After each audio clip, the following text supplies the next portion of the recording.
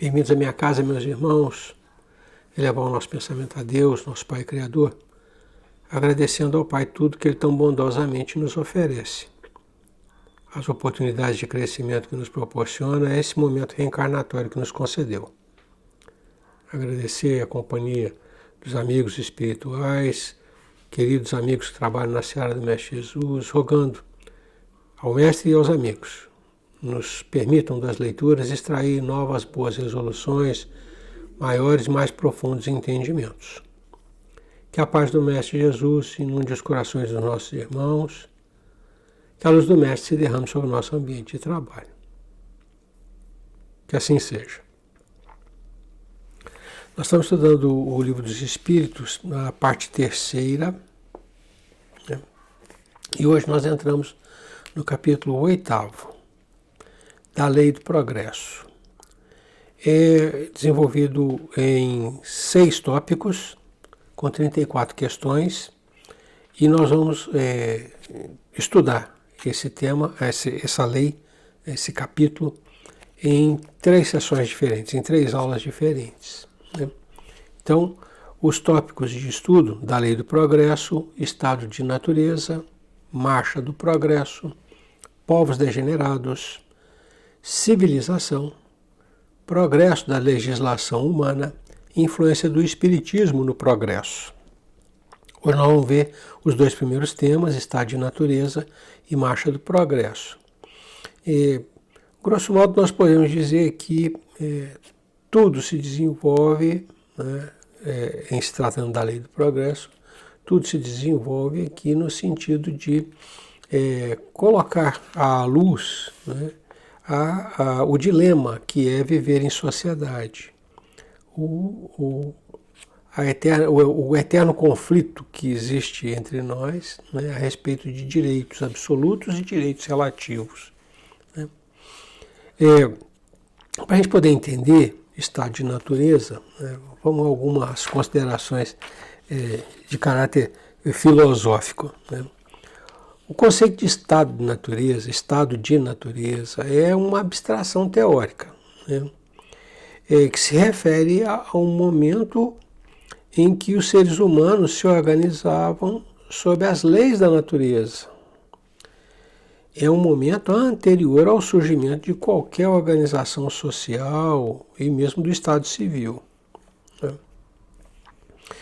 Nós vamos trazer aqui 3 filósofos, existem outros 3 filósofos que falaram a respeito de estado de natureza, trataram a respeito disso, porque esse conceito ele é básico, né, na organização da sociedade. Então nós vamos falar de Thomas Hobbes, né, que viveu lá por 1588 até 1679. Nós vamos falar de John Locke, que viveu de 1632 até 1704, né? E vamos falar de Jean-Jacques Rousseau, que viveu de 1712 até 1778. Como os irmãos podem ver, é um tema bastante antigo, né? Bem debatido há muito tempo, né? Então, Thomas Hobbes, por exemplo, o mais antigo deles, né? 1588, o nascimento. O aforismo que ele tinha para definir o estado de natureza era: o homem é o lobo do homem, né? Um aforismo bem pessimista, né, a respeito da natureza humana. E assim, sinteticamente, o que ele dizia, Thomas Hobbes, os seres humanos encontram em outros seres humanos os seus grandes rivais, seus verdadeiros predadores naturais. Por isso o lobo do homem, né? O homem é o lobo do homem. Pela necessidade de segurança, os indivíduos preferem então abrir mão de seu direito à liberdade absoluta e igualdade que lhe foram dados pela natureza, e celebram um pacto social no qual passam a submeter-se a um governo que passa através de leis a garantir-lhes uma vida segura.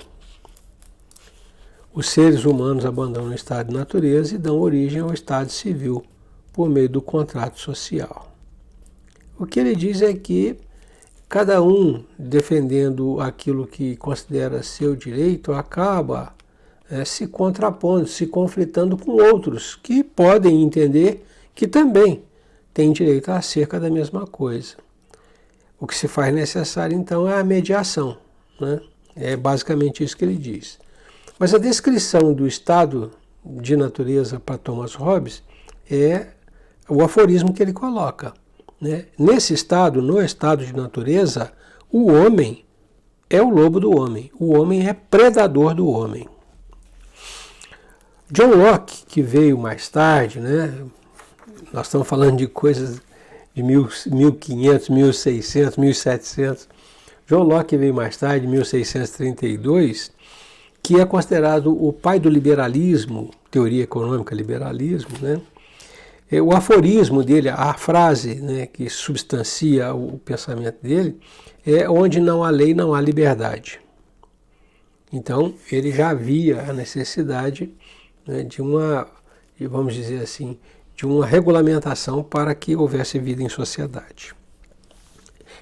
Resumidamente, John Locke colocava que os indivíduos recebem da natureza, ao nascer, o direito à vida, à liberdade e aos bens que tornam possíveis a liberdade e a vida. Nós acabamos de ver isso em Lei de Conservação, né? Que Deus proveu o homem com o que é necessário. Então, John Locke traz essa ideia aqui.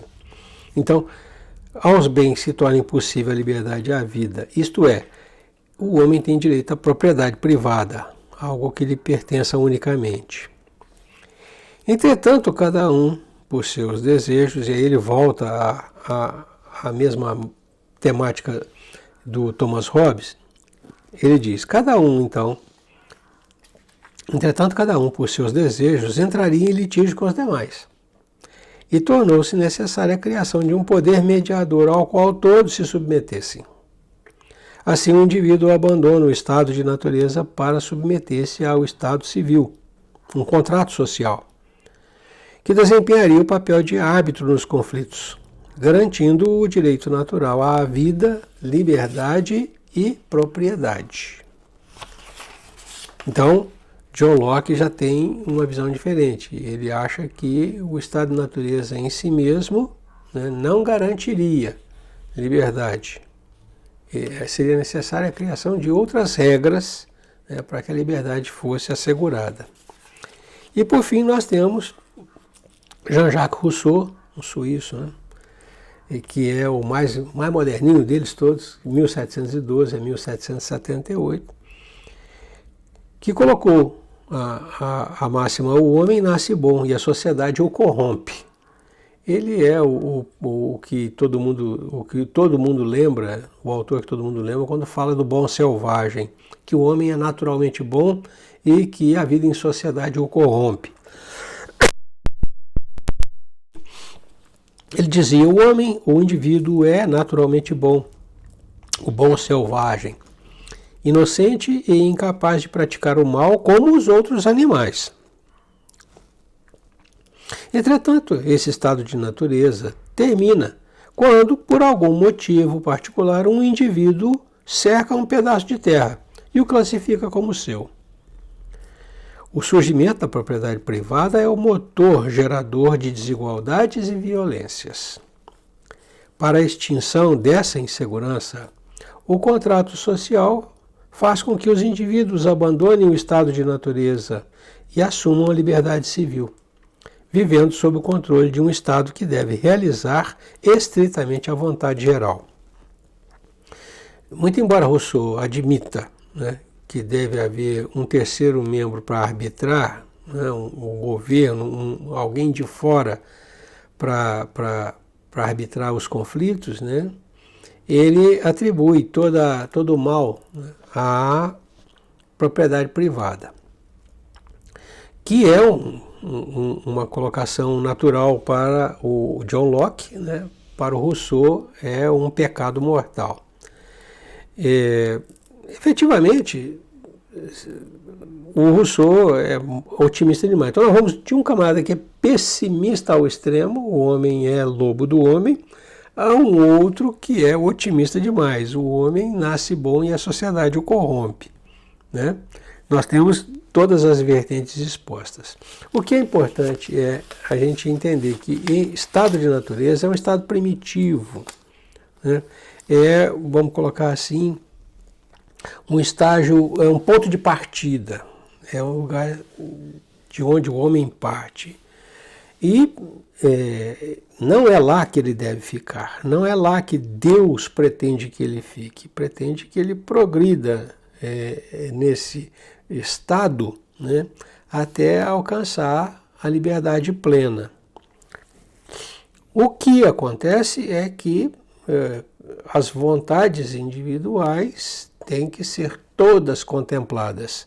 E como atender a todos, sem que ninguém seja preterido no seu direito, este é o problema. Então, as sociedades vivem esse dilema, direitos absolutos ou direitos relativos. Vivemos isso ainda hoje.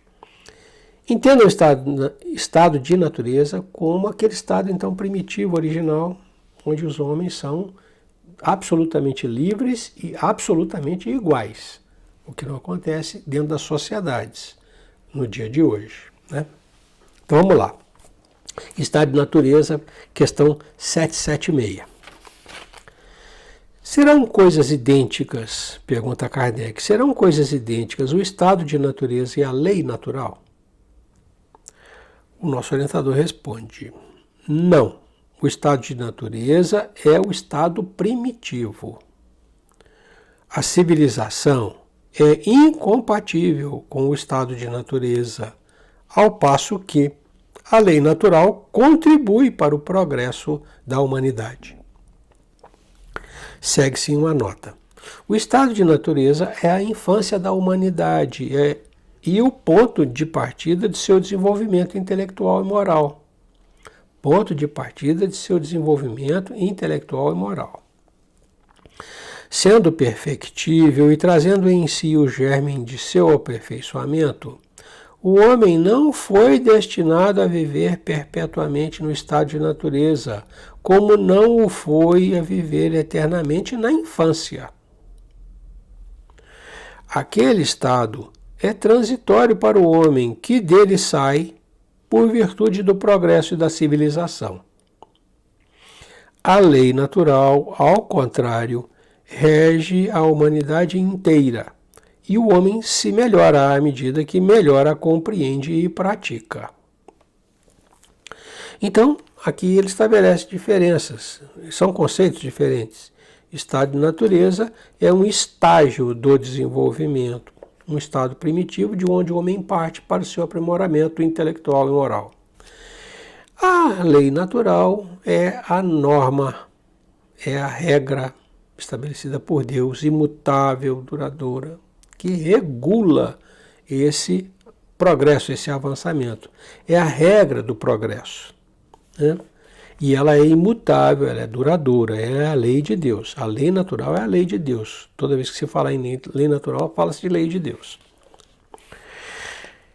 777. Kardec pergunta, tendo o homem no estado de natureza menos necessidades, isento se acha das tribulações que para si mesmo cria, quando num estado de maior adiantamento. O selvagem precisa menos do que o civilizado, é o que ele diz. Diante disso, que se deve pensar da opinião dos que consideram aquele estado, o estado de natureza, o selvagem, como o da mais perfeita felicidade na Terra? Como diria Rousseau, o bom selvagem, né? Responde o nosso orientador. Que queres? A felicidade do bruto? Há pessoas que não compreendem outra felicidade, só a felicidade do bruto. É ser feliz à maneira dos animais. As crianças também são mais felizes do que os homens feitos. A ideia que ele coloca é: o o homem não pode permanecer estacionário. Ele cresce em conhecimento, ele cresce em moralidade, ele avança, né? E com isso ele cria responsabilidades, necessidades e tal. É natural que as necessidades sejam crescentes, porque elas são fruto do desenvolvimento do homem. Dizer que se nós ficássemos todos como selvagens, né, pelados no meio do mato catando alimento, né, nós seríamos mais felizes, é uma simplificação muito grande.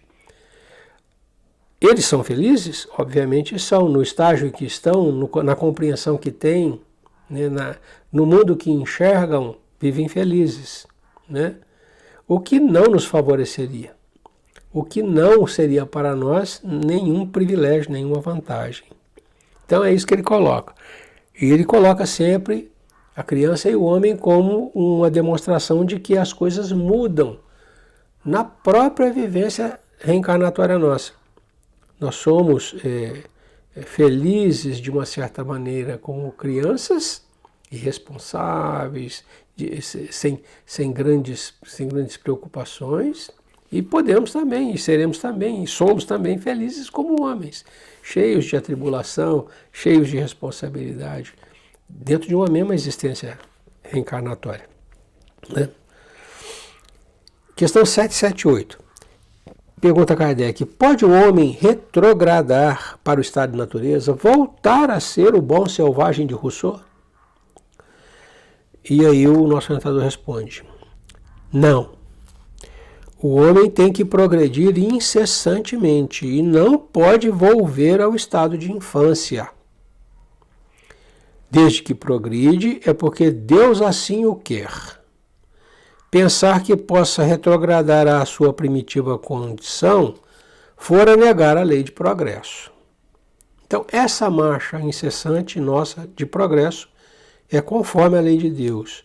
Negar isso é negar a lei de Deus, é se insurgir contra ela. Tentar, nessa altura do campeonato, voltar a ser o bom selvagem, e tem gente que prega isso, né? Seria contrário, completamente contrário à lei de Deus. Não há progresso em retrogradar. Andar para trás não coloca ninguém para frente. Vamos colocar essa ideia. Então, o nosso orientador combate veementemente essa ideia, tá? Voltar às origens não é solução do problema. Marcha do progresso, o segundo tema. Questão 779. Pergunta Kardec: a força para progredir áurea o homem em si mesmo? Ele consegue essa força em si mesmo? Ou o progresso é apenas fruto de um ensinamento? A força de progredir é interna ou externa? O motor, o que nos move na direção do progresso, é uma força interna ou uma força externa? Áurea em si mesmo ou é apenas um ensinamento, vem de fora? Nosso orientador responde: o homem se desenvolve por si mesmo, naturalmente. Mas nem todos progridem simultaneamente e do mesmo modo. Dá-se então que os mais adiantados auxiliam o progresso dos outros, por meio do contato social. E aqui uma ideia preciosa, né? A velocidade com que cada um apreende o mundo, que entende as coisas, né, que se aprimora, é diferente. Porque os espíritos são indivíduos.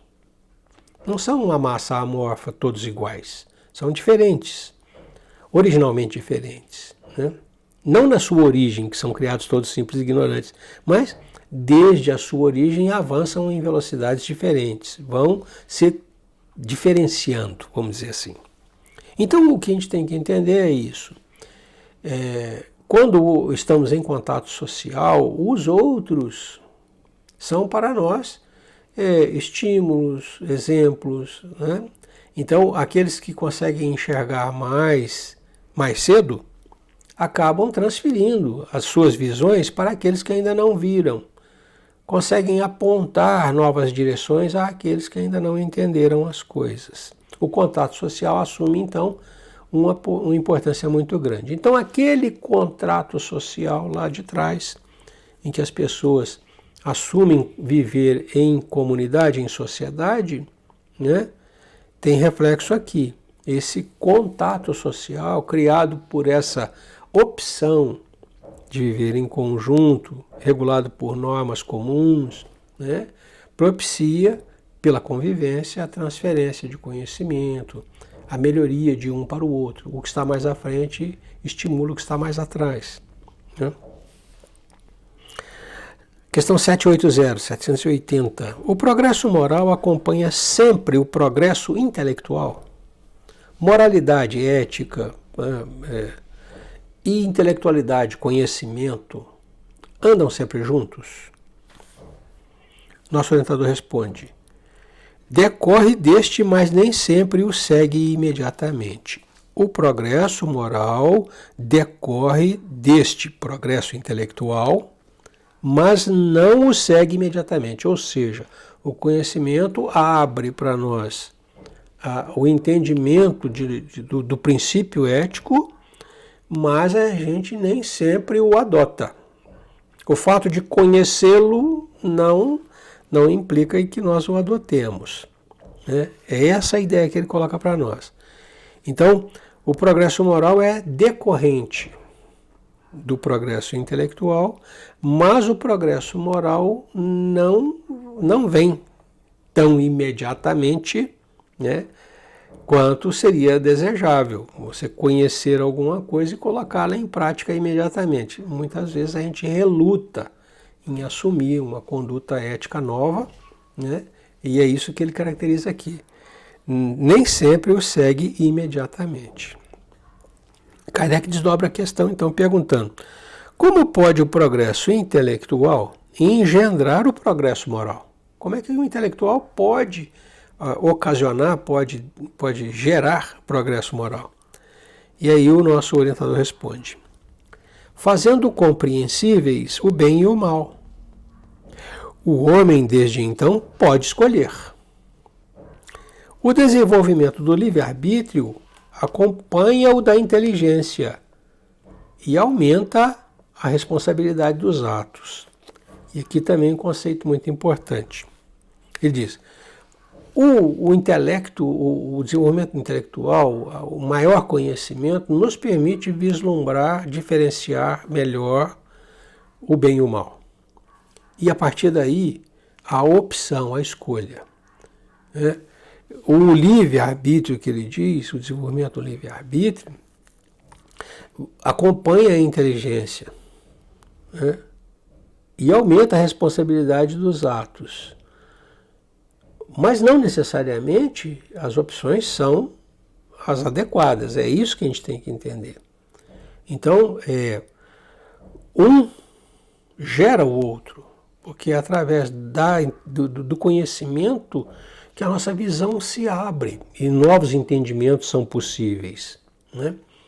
Mas a vontade soberana do espírito é que determina se a conduta será adotada ou não, se a gente vai seguir esta ou aquela linha de ação.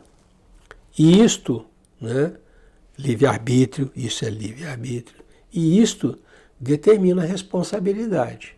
Em havendo conhecimento e fazendo a opção errada, maior a responsabilidade pelo erro que cometeu. Simples assim. Kardec pergunta, então, desdobra novamente. Ele pergunta em cima dessa questão ainda. Como é, nesse caso, que muitas vezes sucedem serem os povos mais instruídos os mais pervertidos também? Nosso orientador responde: o progresso completo constitui o objetivo.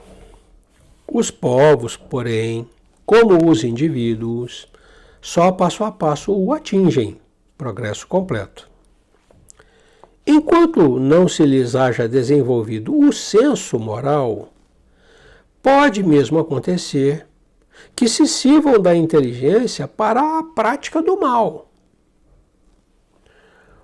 O moral e a inteligência São duas forças que só com o tempo chegam a equilibrar-se. Mais uma visão importante para nós, né? Mas o camarada tem um conhecimento vasto, é um homem estudado e se comporta com essa falta de ética, né?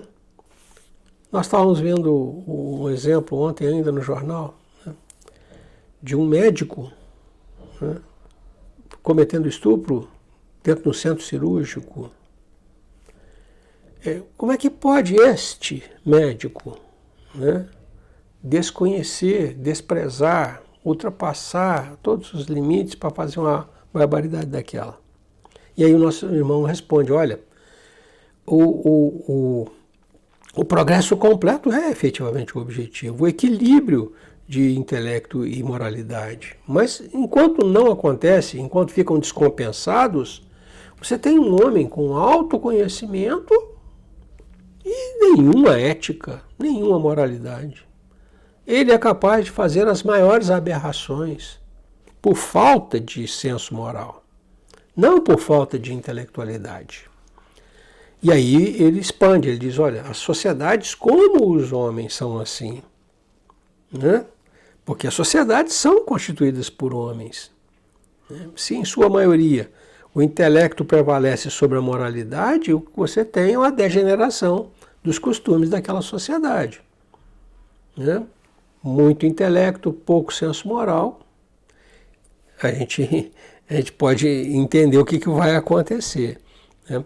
Então ele diz, moral e inteligência são duas forças que só com o tempo chegam a equilibrar-se. Questão 781.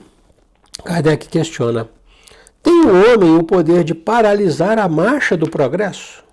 Nós poderíamos agora, mas não, para com isso, vamos parar com esse consumismo, vamos parar com esse desenvolvimento todo, vamos voltar ao tempo do ábaco, da tabuada, vamos jogar as calculadoras fora.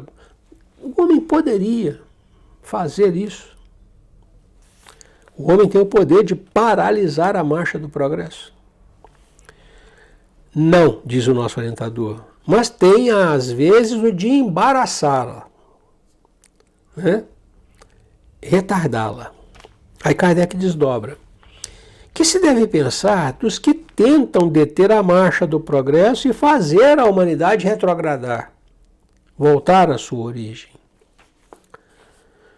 Pobres seres, diz o nosso orientador, pobres seres que Deus castigará, serão levados de roldão pela torrente que procuram deter. Não há como obstar a marcha do progresso. E aí ele coloca uma nota aí embaixo, uma observação. Ele diz assim, sendo o progresso uma condição da natureza humana, está nele, avançar está no homem, está no espírito, progredir está em nós, né? Não está no poder do homem opor-se-lhe. É uma força viva, cuja ação pode ser retardada, porém não anulada por leis más. Quando as leis más, né, quando estas se tornam incompatíveis com ele, despedaça-as juntamente com os que se esforcem por mantê-las. Assim será, até que o homem tenha posto suas leis em concordância com a justiça divina, que quer que todos participem do bem, e não a vigência de leis feitas pelo forte em detrimento do fraco. Aqui para nós, né, em particular, este é um assunto palpitante, porque não sei se os irmãos têm a mesma impressão que eu, mas parece que tudo se resolve com uma nova legislação, com o estabelecimento de uma regra nova, né? Como se tudo fosse novidade. Muitas vezes o que a gente tem é um desdobramento de um ato, de um fato, uma consequência, vamos colocar assim. Então o que ele coloca é assim, o progresso é natural, os homens avançam mesmo que não queiram, né? E só vai acontecer de que quem quer retardar esse avançamento, esse progresso, ser levado de roldão. Porque, sendo natural, as leis humanas às vezes se contrapõem à lei natural. É um instinto natural que vai no espírito, a sua força motriz. Então é natural, que as legislações sejam atualizadas, vamos colocar assim, sejam colocadas de conformidade com os novos entendimentos. E elas só serão, as legislações humanas, as regras de convivência, só serão perenes, só serão eternas, vamos colocar um termo bem forte, só serão eternas quando forem conforme a lei de Deus, eternas. Então, enquanto houver essa dicotomia, dois lados opostos, e a legislação humana se contrapondo à legislação divina, nós teremos necessidade de fazer as alterações. Basta a gente ver a velocidade com que elas são feitas aqui na nossa sociedade, Não vamos falar da sociedade dos outros, não. Tem sociedade que mantém a sua legislação, as suas regras sociais, o seu contrato social há 1000 anos. Então a gente tem sociedades estruturadas que estão regidas por leis de 600, 700, 800, 900 anos atrás. Essas leis conseguem ainda atender a necessidade da sociedade no presente momento, com todo esse desenvolvimento. É isso que eu quero dizer. Então, elas são mais adequadas do que as nossas aqui, que mudam todo santo dia, que as regras são mudadas todo santo dia. Se nós compararmos isso, então, com a lei de Deus, aí que o trem fica completamente descontrolado, porque a lei divina é eterna, é imutável, e a nossa muda todo dia. As relações sociais nossas são balizadas por regras que mudam todo dia. Então, a gente tem que ter essa percepção. Quanto mais a gente se esforçar para se aproximar do espírito da lei divina, tanto mais perene, tanto mais perene será a legislação que regula a nossa convivência em sociedade. Muito interessante o que ele coloca para nós. 782, ainda nessa linha, obstar o avançamento do progresso. Não há homens, pergunta Kardec, não há homens que de boa fé obstam o progresso acreditando favorecê-lo, acreditando estar fazendo progresso. Porque do ponto de vista em que se colocam o vem onde ele não existe, eu vou citar um exemplo, os saudosistas, Aquele pessoal que vive, no meu tempo, no meu tempo, no meu tempo. No seu tempo, a realidade era outra. No seu tempo, as coisas eram feitas de outra maneira. Usa-se muito isso para dizer que os resultados de hoje não são tão bons quanto eram lá no passado. Lá no passado, talvez a gente nem tivesse os resultados de hoje, para comparar, a gente não tivesse, o que se questiona por boa vontade, não há homens de boa fé, por boa vontade, não podem eles obstarem a marcha do progresso por entenderem que o progresso está em outro lugar, está lá no passado. Aí o nosso orientador responde assim: assemelham-se estes, assemelham-se a pequeninas pedras que, colocadas debaixo da roda de uma grande viatura, não a impedem de avançar. Não fazem obstáculo, não conseguem retardar a marcha natural. É isso que a gente tem que entender. Quando a gente compara as coisas, vamos colocar no terreno prático, no campo material, fica fácil da gente entender. Quando a gente compara as coisas, a gente tem que comparar coisas que podem ser comparadas. Que tem aspectos comuns, né? Não dá para a gente viver, né, com um método do passado nos dias de hoje. Você querer substituir uma calculadora eletrônica por um ábaco, né? Ou você querer substituir por... É um contrassenso. Nós já ultrapassamos esse estágio. É essa a ideia, né? Então, o saudosismo, conforme a gente o descreve, não é efetivamente uma política boa, né, para a gente retornar a tempos mais felizes, mais produtivos. Não é. É como se a gente quisesse mudar as variáveis de uma equação para resolver o problema, né? As variáveis da equação hoje são outras. E a gente tem que trabalhar com as variáveis de hoje, não com as do meu tempo de criança, 60 anos atrás. As variáveis hoje são outras. Então essa colocação é importante para nós também, muito interessante.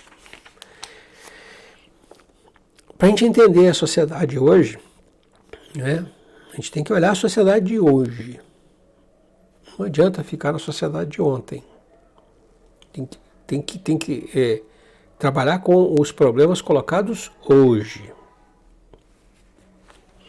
Questão 783. Pergunta Kardec. Segue sempre em marcha progressiva e lenta o aperfeiçoamento da humanidade?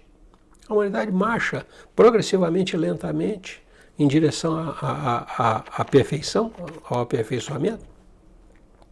E aí o nosso orientador responde assim: ao progresso regular e lento que resulta da força das coisas. É o que está previsto. É o que cada um, a força individual, impulsiona, vamos dizer assim. Ao progresso regular e lento que resulta da força das coisas. Quando, porém, um povo não progride tão depressa como devera, como é esperado, Deus o sujeita de tempos em tempos a um abalo físico ou moral que o transforma. Deus dá aquela, nós chamamos isso de freio de arrumação, né? Dá aquela freada para a carga se acomodar na carroceria do caminhão. Então é mais ou menos isso que ele coloca aqui. Quando o povo fica muito lerdo, muito lento, não perde a motivação, vamos dizer assim, já não tem mais velocidade de progresso conforme Deus espera, ele coloca um incentivozinho, né, de ordem física ou moral para dar uma balançada e as coisas se mexerem, se movimentarem, né? Ele faz uma nota interessante, ele diz assim: o homem não pode conservar-se indefinidamente na ignorância, porque tem de atingir a finalidade que a providência lhe assinou. Ele se instrui pela força das coisas. As revoluções morais, como as revoluções sociais, se infiltram nas ideias pouco a pouco, germinam durante séculos, depois irrompem subitamente e produzem o desmoronamento do carunchoso edifício do passado, que deixou de estar em harmonia com as necessidades novas e com as novas aspirações. Eu vou repetir.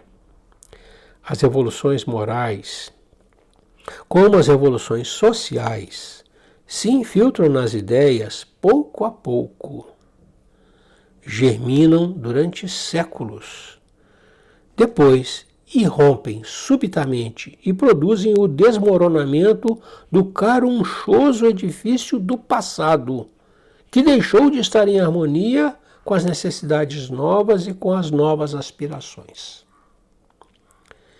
Nessas comoções, o homem quase nunca percebe, senão a desordem e a confusão momentâneas, que o ferem nos seus interesses materiais. Aquele, porém, que eleva o pensamento acima da própria personalidade, admira os desígnios da providência, que do mal faz sair o bem. São a procela, a tempestade que saneia a atmosfera, depois de a terem agitado violentamente. Então, essa colocação, né, para nós, ela é muito ampla, né? Mas a ideia é bem sinalizada. Se a gente não se mexer, Deus nos empurra. A ideia é fácil de entender. Não marca passo, não fica na mesma posição, avança o mais rápido que você conseguir, para não ser empurrado, né, pelas contingências que Deus se obrigará a criar para nos tirar do lugar. Aqui ele coloca que as coisas, as modificações que a gente vê no presente são o brotamento, a irrupção de plantios muito anteriores. Então, essas alterações de costumes atuais, se nós nos reportarmos à mais antiga civilização, nós veremos lá. Porque a forma como se trata o assunto é que mudou. O assunto é o mesmo, né? Então, essa ideia tem que estar permanente na nossa frente. Nós temos que trabalhar com o momento presente, com as coisas que se apresentam no momento presente, como elas estão no momento presente, para atender às necessidades do momento presente. Não adianta ficar olhando para trás, né, buscando uma solução num passado remoto, quando as coisas eram diferentes. Essa é a colocação que o irmão faz para nós. Revoluções sociais e morais se implantam paulatinamente, pouco a pouco, e um belo dia elas irrompem e desmorona tudo o que a gente tinha, né? Para os conservadores de costumes, isso é um desespero. Por quê? Porque conservadores que são, acham que os costumes devem se manter, né, por todo sempre. Esquecidos que as criaturas que mantêm esses costumes variam no tempo, vão se modificando no tempo. Então, é um contrassenso louco ser conservador de costumes quando os costumes mudam. Naturalmente. Não tem nada forçado. Naturalmente mudam. Então, essa colocação que ele faz para nós aqui é preciosa. 784. Pergunta Kardec. Bastante grande é a perversidade do homem. Não parece que, pelo menos do ponto de vista moral, ele, em vez de avançar, caminha aos recuos? E a gente vê, né? Determinados atos a gente fica desesperado, escandalizado. Responde o nosso orientador: enganas-te. Observa bem o conjunto e verás que o homem se adianta, pois que melhor compreende o que é mal e vai dia a dia reprimindo os abusos. Faz-se mister que o mal chegue ao excesso para tornar compreensível a necessidade do bem e das reformas. Então, a gente se escandaliza com as coisas e tende a achar que não, o homem não está indo para frente, está indo para trás. Ele diz, não, olha o caso isolado, olha o conjunto. Olha o conjunto, né? Ele diz, se você observar o conjunto, você vai ver que o homem se adianta, porque cada dia que passa ele compreende melhor o que é o mal. E vai reprimindo, dia a dia, os abusos. Isso é um avançamento, isso é progresso, não é recuo, né? E ele diz, é imprescindível que o mal chegue ao excesso, ao limite do excesso, para tornar compreensível a cada um né, a necessidade do bem e das reformas. E a última questão, bem longa, mas muito interessante também. Aliás, não tem o que não seja interessante aqui, mas atual, né? Tudo muito atual. 785. Qual o maior obstáculo ao progresso? E aí ele responde, na lata, taxativo, o orgulho e o egoísmo. E aí remata, refiro-me ao progresso moral, porquanto o intelectual se efetua sempre. À primeira vista, parece mesmo que o progresso intelectual reduplica a atividade daqueles vícios, desenvolvendo a ambição e o gosto das riquezas, que a seu turno incitam o homem a empreender pesquisas que lhe esclarecem o espírito. Assim é que tudo se prende no mundo moral, como no mundo físico, e que do próprio mal pode nascer o bem. Curta, porém, é a duração desse estado de coisas, que mudará à proporção que o homem compreender melhor que, além da que o gozo dos bens terrestres proporciona, uma felicidade existe maior e infinitamente mais duradoura. Aqui eu vou ressaltar essa primeira ideia. Eu me refiro ao progresso moral, porquanto o progresso intelectual se efetua sempre. A marcha do conhecimento não para. Todo dia tem uma novidade, todo dia tem um desenvolvimento. Uma ideia de 10, 15, 20 anos atrás está aprimorada, melhorada, amplificada, né? E amanhã estará. Então, a marcha do progresso intelectual é contínua. Quando ele fala de orgulho e egoísmo, né, ele está falando de dois vícios. Vícios se refere ao campo moral. Então, são os dois vícios que travam o homem.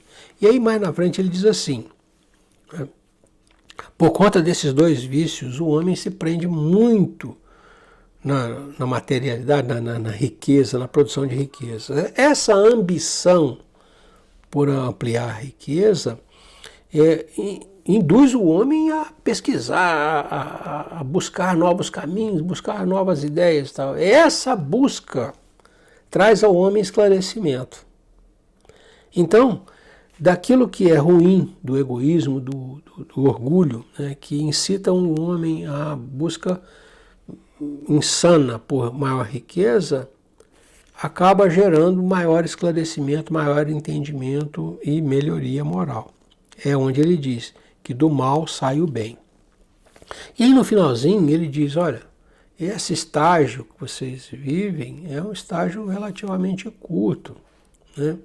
Não é uma coisa permanente, não é uma coisa tão duradoura assim. Ele diz, curta é a duração desse estado de coisas, que mudará a proporção que o homem compreender melhor, que além da que o gozo dos bens materiais, bens terrestres, proporciona, uma felicidade existe maior e infinitamente mais duradoura.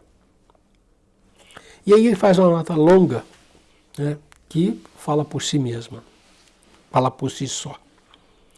Há duas espécies de progresso, que uma à outra se prestam mútuo apoio, mas que, no entanto, não marcham lado a lado. O progresso intelectual e o progresso moral. Entre os povos civilizados, o primeiro, progresso intelectual, tem recebido, no correr deste século, todos os incentivos. Por isso mesmo atingiu um grau a que ainda não chegara antes da época atual. Muito falta para que o segundo, progresso moral, se ache no mesmo nível.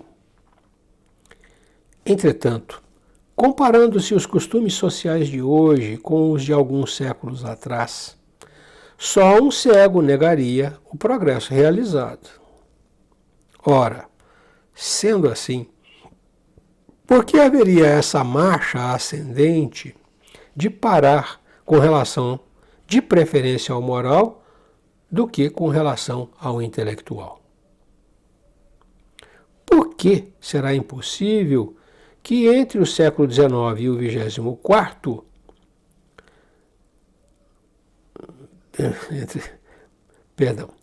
por que será impossível que entre o século XIX e o 24º século haja a esse respeito tanta diferença quanto entre o 14º século e o século XIX?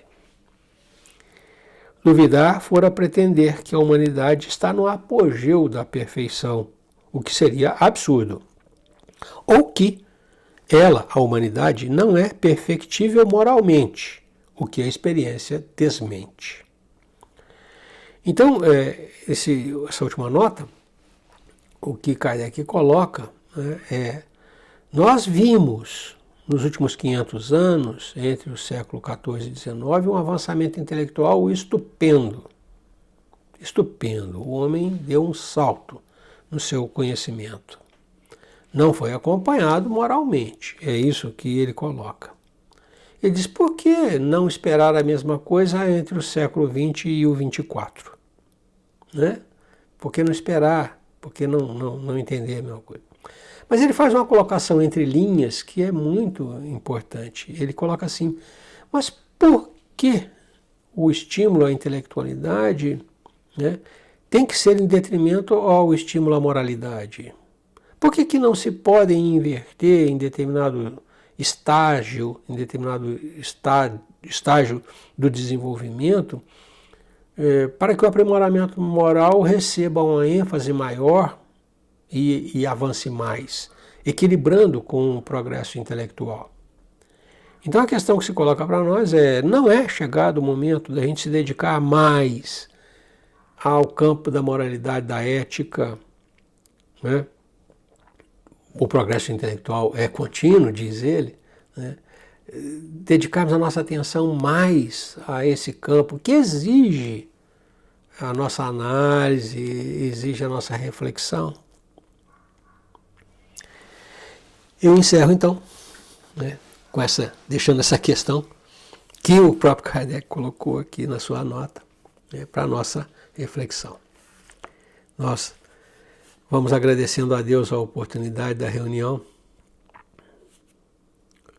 pelas luzes novas que se fizeram, pelos entendimentos maiores e mais profundos que nós conseguimos, rogando ao Mestre Jesus e aos bons amigos que se mantenham conosco, nos auxiliando, para que a gente consiga transformar em ação aquilo que a gente tem como boa resolução. Que a paz do Mestre Jesus inunde os corações dos nossos irmãos e que a luz do Mestre se derrame sobre o nosso caminho, iluminando, clareando, né, permitindo segurança na caminhada. Paz e luz é o que eu desejo aos meus irmãos. Que Deus os abençoe. Até a próxima.